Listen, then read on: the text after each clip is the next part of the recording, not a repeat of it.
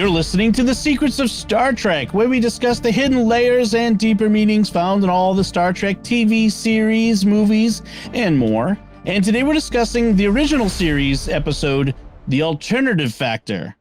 I'm Dom Bettinelli, and joining me today on the panel are Jimmy Akin. Hey, Jimmy. Howdy, Dom. And Father Cory Sticha. Hey, Father Cory. Hi, Dom.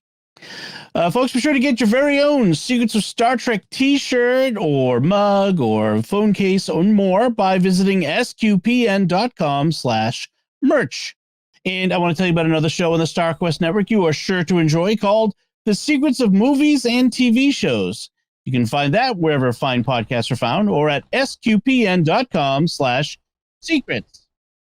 So we're talking about The Alternative Factor, this first season original series episode. And Jimmy, can you give us a rundown of what happens in this episode?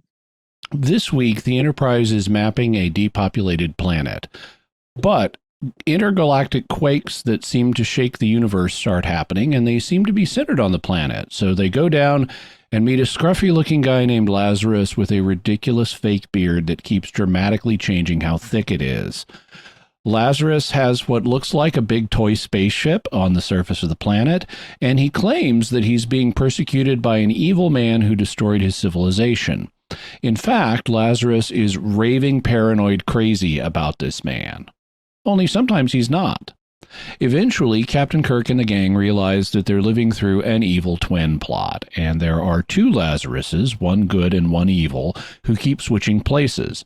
It turns out that there's a parallel antimatter universe that the good Lazarus is from, and if the two Lazaruses meet in either universe, it will cause universal destruction, even though that's not how antimatter works.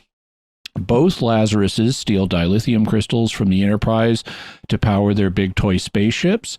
Captain Kirk follows one of them down to the evil Lazarus's toy spaceship on the planet, but he's accidentally thrown into the antimatter universe, where he talks with the good Lazarus and forms a plan.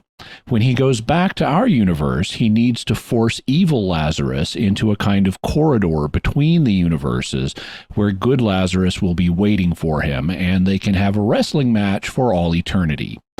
Kirk then needs to destroy evil Lazarus's toy spaceship, which will also somehow destroy good Lazarus's toy spaceship in the antimatter universe, so neither Lazarus can ever get out of the corridor.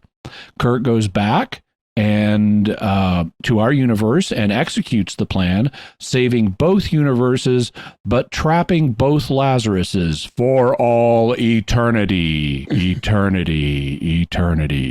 The end. Echo. Yep. So the actor who plays Lazarus in this is name of Robert Brown. Was a last-minute addition. And when I say last minute, I mean last minute. It was supposed to be played by the actor John Drew Barrymore.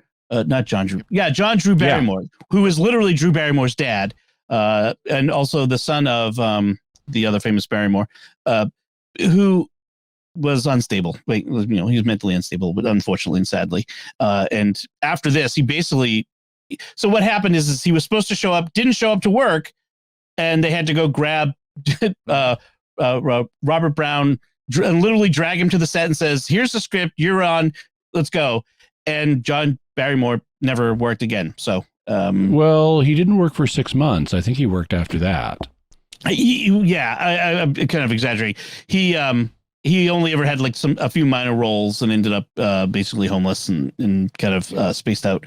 So, which was sad, but it kind of explains. I have to give Robert Brown credit for being last minute on the set.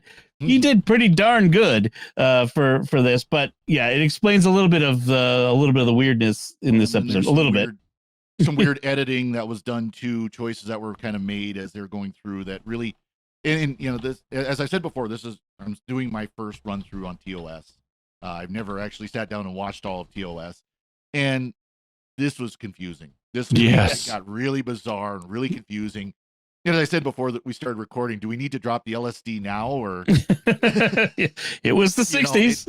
And it was just, and part of that was, when you look at the Memory Alpha wiki is really helpful to kind of help clear some of this stuff up, because of course they've gone through and watched it and they know the background stuff. There was editing choices kind of throughout the whole thing that really changed the story to make it as confusing as it was. Yeah, they had to, and some of that was the fault of the story, but some of it was the fault of the last minute change and having to adapt to that and rearrange the shooting schedule. And, the whole episode was kind of a victim of that. Also, this episode comes across as really slow in terms of what's happening. Because they gutted the plot that was originally meant to be.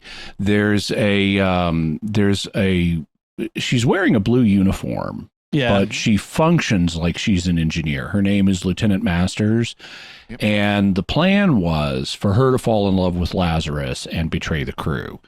And when the script idea came in, now this is first season, so not all the writers knew what had been done. But when this came in, Gene Roddenberry said, that kind of just happened with Lieutenant Marla MacGyver's in Khan.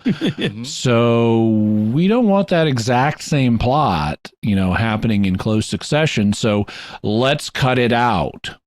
Yeah. And as a result, they cut out the major source of drama from the episode, and we're left with evil Lazarus raving like a madman about good Lazarus, and they have to keep switching places, but they can't let Kirk talk to good Lazarus and actually know what's going on until the last 6 minutes.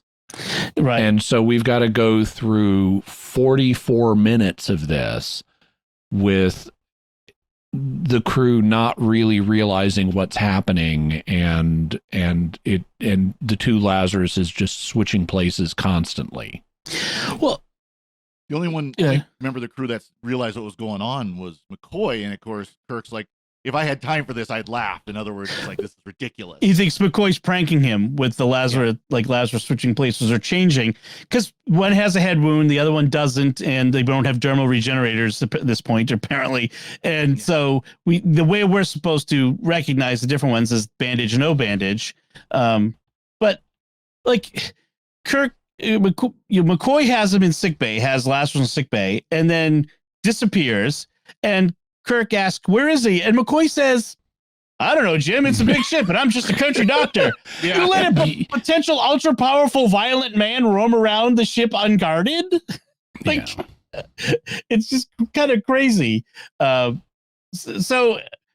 kind of jumping back to the beginning. So we have this event that shakes not just the ship or the planet, but apparently the entire galaxy feels the effects, like at least the quadrant, but they imply that the effects go well beyond it. And for some reason that makes them think it's a prelude to an invasion. I'm not sure why. I know the entire galaxy and far beyond, we're told, shakes. And you think that's an invasion? From what? I know it's like this far transcends the ability of any civilization. That dwarfs the Borg. Okay, right. Who do you think? Who do you think is behind this? I mean, right. If the entire universe suddenly seems to wink out for a second, I'm like, okay, that's probably a natural phenomenon. Right. Don't know what's causing it, but it's something that's affecting the whole universe. I'm guessing it's not an alien invasion. I mean, it may be the cube, but even if it is an alien invasion, something that powerful, what are you going to do about it? Like, you can't fight that, right? If it can make, reality itself wink out. Because Starfleet pulls back, like the Commodore says they're pulling back and the Enterprise is bait. Oh, yeah. Thanks. Well, and if all of existence is winking out, yet not the crews on the starships. Well, right. Well, they're like winking out. It was weird. It was a bad explanation. Like, how would you, if all of existence winked out, that would include you. How would you know it even happened in the first place? Right. Although I suppose Spock is technically on the verge of winking out. He also limits it to magnetic and gravimetric things. So it's maybe like all the electromagnetic force and the gravitational force suddenly went to zero for a second, but the atomic, the strong and weak nuclear forces were still there holding atoms together, and they didn't drift far enough in the moment of winking out because of lack of electromagnetism or gravity that things actually got disrupted. I would have liked to see that they could do it today, not then. Like everyone just kind of boom to the ceiling and back down again, no gravity. Kirk does say to Spock, "I want facts, not poetry," which is doing the best I can, Captain. This is a really weird thing. Just want to point out, by the way, with Lieutenant Masters as the de facto engineering person in this episode, I'm hesitant to see chief engineer. No, Sulu or Scotty. Yeah, Sulu and Scotty are mysteriously absent. In Scotty's case, I think that may be explainable by the role of Lieutenant Masters in the plot. Yeah. Because they have the plot. The Lazaruses are after dilithium crystals, and presumably she would have given them to Lazarus maybe in the original sketch. So having her as an engineer, even though she's wearing the wrong uniform, kind of makes sense. It could make sense. Okay, we only have so much budget. We can only pay so many actors. We need her for an engineering role, so we're not going to have Scotty. Yeah, that makes sense. Why they don't have Sulu and they've got Lieutenant Leslie in his spot, I don't know. Yeah. He may have been off doing other things. George Takei did do other acting jobs. Like there's a run of episodes where he's missing because he's off acting in the Green Berets with John Wayne. Right. I remember that. But why he's missing here, I don't know. Incidentally, Lieutenant Leslie is surprisingly, he appears in like 59 episodes. Yes. He's almost a regular member of the crew. He is as much a regular member of the crew as all those people whose names I don't know in Discovery. Because they don't give him enough to do. But he owes his name to William Shatner because it wasn't in the script, but Shatner refers to him as Lieutenant Leslie as a deliberate name check of his daughter, Leslie Shatner. Oh, interesting. That's fun. I would do that. If it were me, I would do that too. He's been one of the stock Desilu actors, kind of you fill in where needed type of person. I mean, 59 episodes, that's more than Chekhov, that shows up. Yeah. He's like the Sergeant Siler of the original series. Yeah, it's like Siler from Stargate. That's right. So Lazarus, when they find him on the planet, Lazarus has this habit of falling from places. Have you noticed? He's like always falling. Stop climbing up on the rocks. He's very accident prone. Yeah. There could be a really funny parody episode of this story. Oh, Carol Burnett did an accident prone sketch. Yeah. Lower Deck should totally do a takeoff of this where they encounter a guy who just keeps falling off of stuff. It's like I want Lower Decks to interact with this episode. You'll run into Lazarus again. So like you mentioned, he's hunting a monster, death incarnate, anti-life, and he views his own hunt as a holy cause. Join my holy cause. He says to the captain, and then Spock basically calls him a lying liar who lies. It really nicely, and even though the actor's delivery is not particularly incensed, the script calls for Leonard Nimoy at that point to say, "I do not understand your indignation," even though he hasn't really shown much. Yeah, I have simply deduced that you were a liar. yes, Dr. Greer. I mean, Lazarus. Stephen Greer reference for folks who may not be familiar with that episode of Jimmy Akin's Mysterious World. Yeah. Yes. Go look that up. So, we have the dilithium crystals do they ever get the dilithium crystals back at the end? I kind of assumed they got 2 of them back, but they may not. They may just blow up his ship with the dilithium still in it. They can't get 2 of them back because they're in the antimatter universe. Yeah. And I think the other 2 were destroyed with the ship because I don't think they show him taking them. Yeah, that's just like another bit of a plot hole then, because without the crystals, we're going to fall out of orbit. Except they don't. They fly away at the end. So, I don't know. They do have a line about we won't be able to function at full power. So maybe they have enough power to be able, Yeah, that's true. That's true. You can tell this is, early in Star Trek lore because the crystals store the energy that they use to run the ship versus later in TNG and beyond. It's the crystals convert the antimatter energy to the force field, all that. To the source, right. Yeah. The dilithium crystals also look totally different than what we see later, because later when we see them, they're much more organic crystals, like quartz crystals, that you would get out of a cave. But here they are, they're formed into these neat polygons. It's kind of like a square with a triangle stuck to one end, and they're very regular. Yeah, that's true. Another little funny element of the directing is when they go to the planet to search for the crystals that Lazarus took, Kirk says, all right, split up and search. And they all walk off in a big gaggle together. Like, maybe you guys could spread out a bit. This is a big planet. Search again. And then Lazarus is with them. But then he goes off on his own again. Like, why are you letting him go off on his own? Like, it just, Kirk was derelict in his duty. He just wandered off on his own anyways. But yeah, why didn't one of them say, go with him? Yes. Watch him. Yeah. Also, according to Spock at the beginning, this planet has an oxygen-hydrogen atmosphere. And it's like, really? An oxygen-hydrogen atmosphere. I'm surprised they're all dead. Because hydrogen functions like an alkali metal. It is extremely reactive. And if there's one spark on that planet, the atmosphere is going to catch fire and blow up. and then at the end, there will be a bunch of water on the surface of the planet. Right. Yes, that's right. Yes, no atmosphere, just water.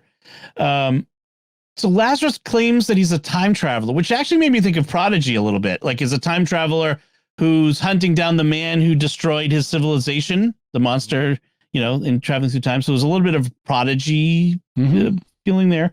But they finally get to the parallel universe theory. We have parallel matter, antimatter universes.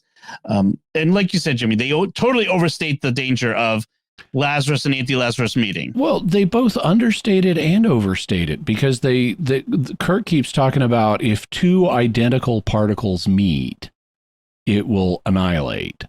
And he's talking about Lazarus as if he's two identical particles. Right. And it's like, no, dude, that means like if an electron meets an anti-electron, they blow up. And all those atoms your body is made of, what their outer shells contain?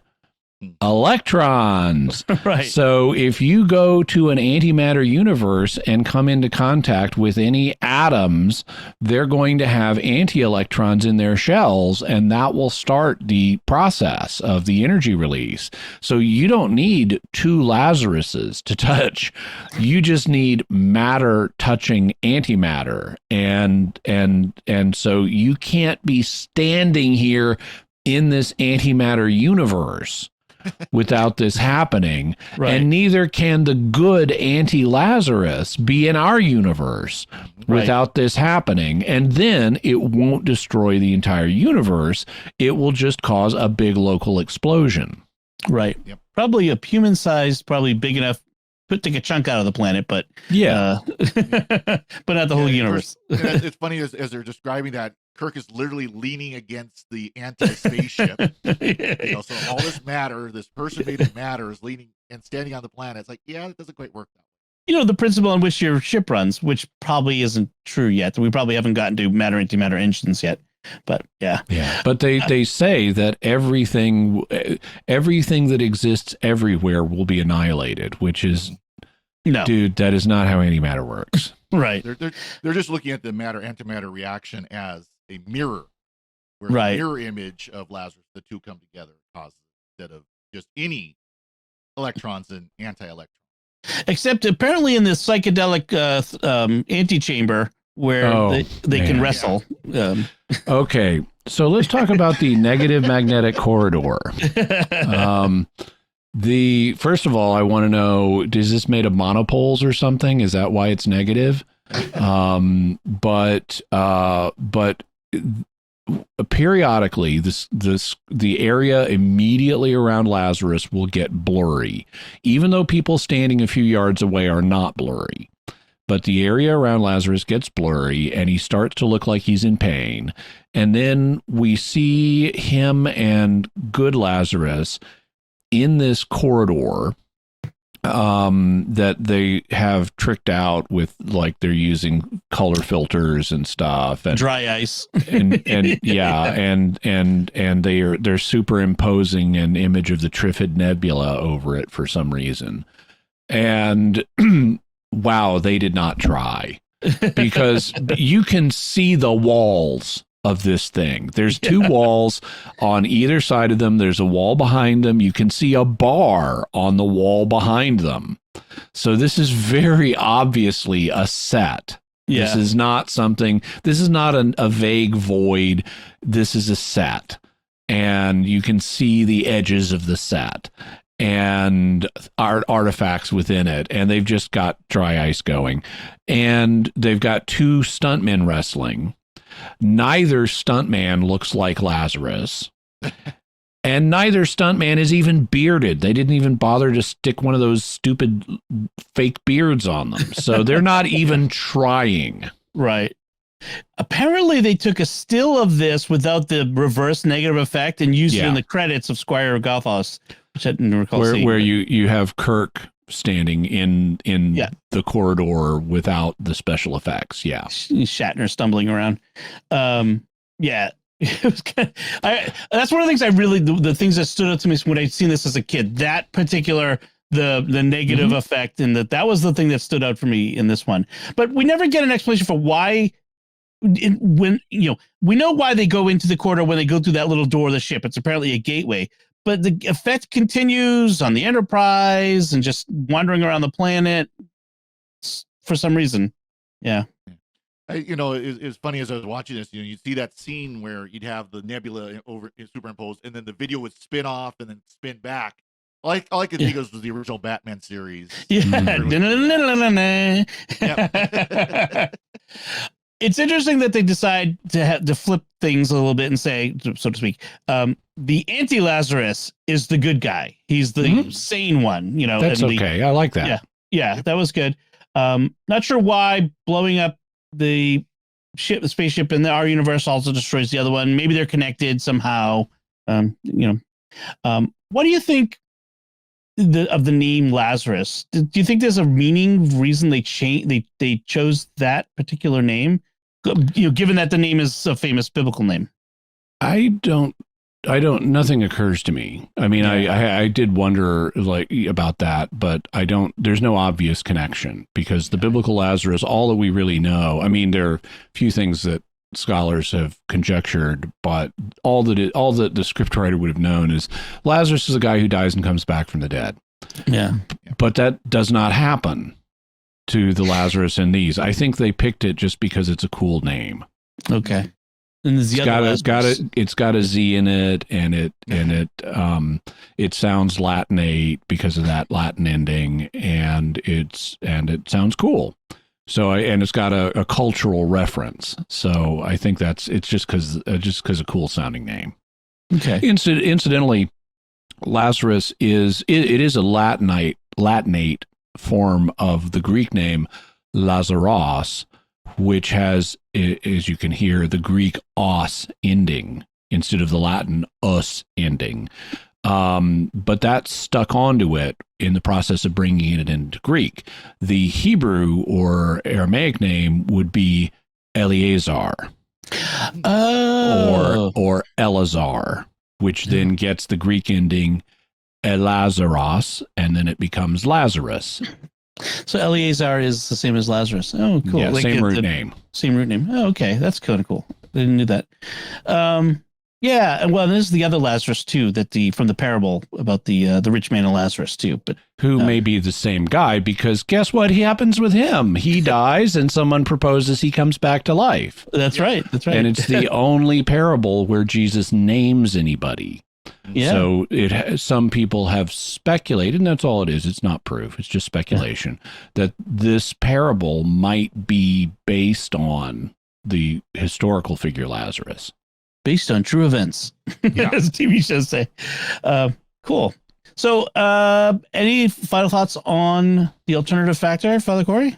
Wow, that was quick. I know. Yeah, there wasn't much that happened. That It ended was much. okay. I get it. It was confusing. It was probably one of the more confusing ones so far. I did like I saw online where, like on a review website where, wow, this one makes me think more highly of Spock's brain. Yes. There's a theory, because Spock's brain was actually written by Gene Coon, who was an extremely good writer of original series episodes and producer.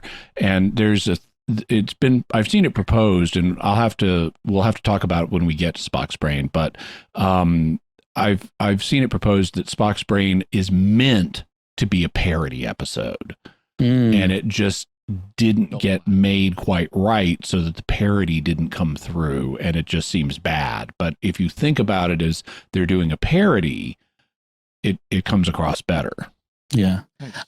I didn't think this one was that bad. This is not the worst original series episode. I could probably find some other, but it's not great. It's just boring and incoherent. Yeah. Yep, exactly. I'd say lower half of definitely lower half or lower quarter of the episodes, but yeah. So, well, since I mentioned the fake beard, I should probably explain that for people who haven't seen it.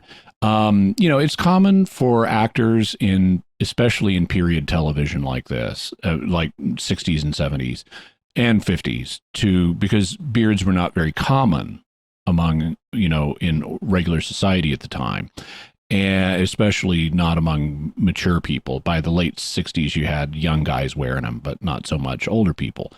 And so if you wanted a character to be bearded, you frequently had to put a fake beard on them. And what that would typically mean in a stage production or on television was they would use spirit gum, which they would apply to your face, and then they would stick hair to the spirit gum. And they could shape the beard however they wanted. So in Lazarus's case, what they've done is they've got a kind of a goatee for him. It's really long. It is a long goatee.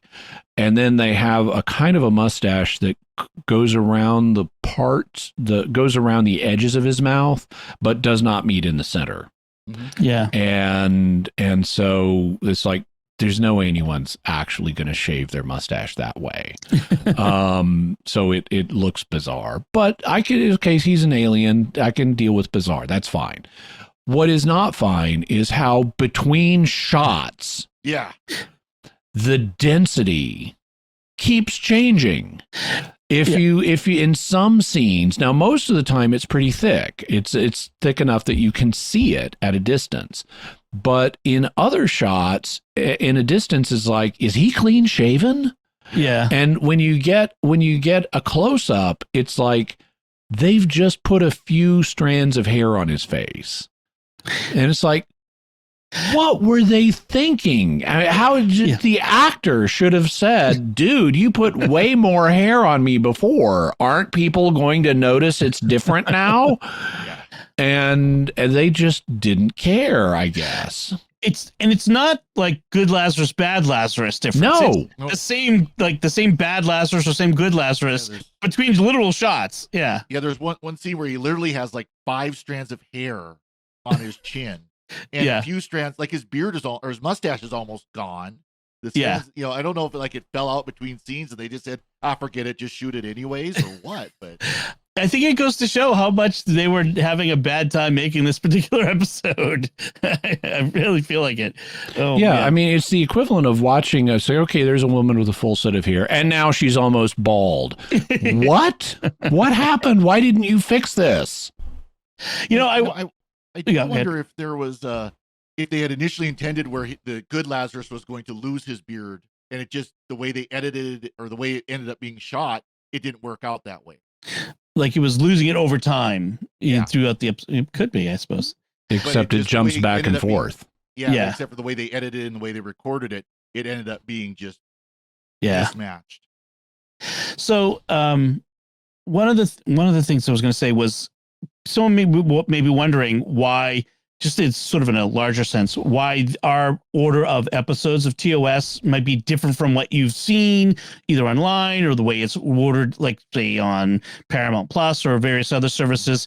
There is not an accepted necessarily, this is the exact order. There's an order in which it was aired, but some of that was it's different from the production order. So different systems have it listed in different orders. Right. So when Jimmy mentioned that Space Seed already had a alien influencing one of the female crew members in a romance, and that causes problems. We haven't talked about Space Seed yet because that's not in the order that we're doing it. So just in case anyone was wondering. Actually, I forgot to ask about that because I was wondering because this was the episode 2 after Space Seed or something like that. In the Airing order. in a particular airing order, I think it is. Yeah. Yeah. So I was wondering, it's like I don't remember talking about that, and I know I've been looking forward to talk about the con episode. So when we started doing this, I decided to choose the Memory Alpha order, and I've just kind of stuck to that. Is the production order. Yeah. Something along that line. By the way, it didn't occur to me, but until just now, but so it's probably worth mentioning. The actress who plays Lieutenant Masters happens to be African American, and the actor who plays Lazarus happens to be white. So if we had the original intention, we would have had a black-white romance in this episode, which would have been notable for the time. Yeah, that would have predated what the episode that had the famous Kirk Uhura kiss, which was a big deal for the censors at the time. Yep. It was a big deal. It wasn't actually the first interracial kiss on American television. There had already been one with a Caucasian actor kissing an Asian actress. But it would have been I think the first African American Caucasian kiss. Right. That was the big deal about it, and that's why that episode got banned in some southern states. Yep, or weren't aired at least in some southern states because of the uproar. Yeah. A couple other things about the episode that are number one, the spaceship that Lazarus has, which he says is also a time ship, and apparently it's an interdimensional ship too. It looks ridiculous. It looks like something. It's not actually. I don't know of anything from the major Matt Mason line of space toys that looks exactly like this. But wow, it looks like something from a line of toys. Yep. From the 1960s. It looks like a little flying saucer with just enough space for one guy to sit in it, and under a plastic glass bubble.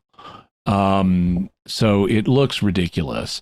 Also, Lazarus claims that the planet they're on is his home planet that good Lazarus has destroyed.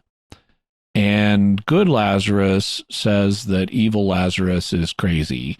So we don't know who destroyed it. He claims, and this was actually kind of a nice line. At one point, Kirk asks him, well, if your civilization was destroyed, why weren't you killed? And he says, because I was off planet inspecting magnetic comm satellites, magnetic communication satellites. And so, okay, that makes sense. You weren't on planet at the time. And yeah, okay, that's fine. But he says it's this planet. But when we see the antimatter universe, it looks just as destroyed. So why would his planet be destroyed in two different universes? Same reason destroying the time ship in one place and the other. I don't know. Maybe happens on one, happens on the other. Wibbly wobbly, timey wimey. Oh wait, that's a different series. Or maybe it's not even his planet, really. That's the thing. Is like there's nothing about Lazarus really in this. We don't know who he is, where he came from, what his deal is. He's just kind of dropped in here as this agent of chaos, and that's it. There's no bigger story of who this character is, and that's another aspect of the story that kind of falls short. There's also a moment, and this is actually, I took a more charitable view of this. There's a moment where Spock says we're detecting this radiation source on the planet, and it's Lazarus's ship, and they haven't detected it previously, but now they are. And Kirk says why, and so forth, and Spock explains that it's an unknown form of radiation, and they reason from that, since we understand the laws of nature for our universe, that it must be a source of radiation coming from another universe. And so this is one of the things that puts them on the trail of figuring out that there's another universe. And, as soon as he says that this is unknown radiation, my immediate question is, then how are you measuring it? Because if you're registering something, and whatever you're registering is known. But in thinking about that, I said to myself, we do have dark energy. Mm-hmm. We can detect things not directly, but the effects of other things that we don't know. And same thing with dark matter. We can't detect it directly, but we can detect its effects, or at least we can. Now, there are alternative theories that would do away with both dark matter and dark energy, but we can detect anomalies that we can then reasonably conjecture that there is an unknown form of matter or an unknown form of energy that's responsible for these anomalies. And so I said to myself, well, that's probably what Spock's doing here. He's not detecting the unknown energy itself. He's detecting some effect that would be plausibly explained by an unknown form of energy. However, they then ruin it all by saying this is an antimatter universe, which means it operates just like ours, only the electrical charges are flipped. Right. So one thing I wanted to bring up, because it just occurred to me, was, how we talked about how the alternative factor, the negatively charged corridor between universes, we could see the walls and the back wall. That may be because of the remastering. They remastered all the special effects in the in the last 20 years. I wonder if that made it more visible. I remember seeing it in the original, I think. Okay. Oh, also right. This whole you're going to be trapped for all eternity. No, just till you die. They haven't said anything about these guys being immortal or unkillable. So probably one of them kills the other 5 minutes after they start their fight, and that's it. And I wonder if this particular effect was ever remastered at all. I mean, it doesn't look like anything that would have been redone. At least again when I watched it. According to Memory Alpha, they did remaster it some. They changed it. They didn't refilm or anything like that, but they changed how it looks a little bit. It made it brighter. They probably would have been better if they would have refilmed it. Just hire two, stunt doubles to come in and stand in a conference room and fight. Probably would have been better. Right. I would say the color processing that they do on the shots is worth complimenting, because it's not simply, so normally we've got our regular characters running around in black pants, and Lazarus is wearing a dark costume, but it looks bright in the corridor. So it looks like they've done something that's like a color reversal that makes the black and the dark patches on the costumes look white.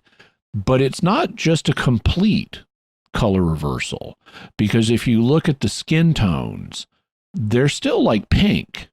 I mean, they're not a natural pink, but they're pink. And so it's some kind of interesting partial reversal with other color overlays that is actually quite interesting. It does not look natural, and it does not look like a simple color reversal. So they did care about something, I guess. At least the special effects guys did. All right. So if that's all we have for this one, we'd like to take a moment to thank our patrons who make it possible for us to create the Secrets of Star Trek, including Keith C., Ken K., John S., Luke E., and Tim and Marie M. Their generous donations at sqpn.com/give make it possible for us to continue the Secrets of Star Trek and all the shows at StarQuest. then you can join them by visiting sqpn.com/give. We'd also like to thank Victor Lambs, who edited this episode. So that's it from us this time. What did you think of The Alternative Factor? You can let us know by commenting on the show at sqpn.com/trek, our Facebook page at facebook.com/starquestmedia, or send an email to trek@sqpn.com, or visit our Discord community at sqpn.com/discord. You can watch The Secrets of Star Trek in video on our YouTube channel at youtube.com/starquestmedia. And we'll be back next time when we'll be discussing the movie Star Trek First Contact. Until then, Father Cory Sticha, thank you for joining me and sharing The Secrets of Star Trek. Thank you, Don. Jimmy Akin, thank you as well. Thank you. Live long and prosper, and kill, kill, kill! And once again, I'm Dom Bettinelli. Thank you for listening to The Secrets of Star Trek on StarQuest. And remember, madness has no purpose or reason, but it may have a goal.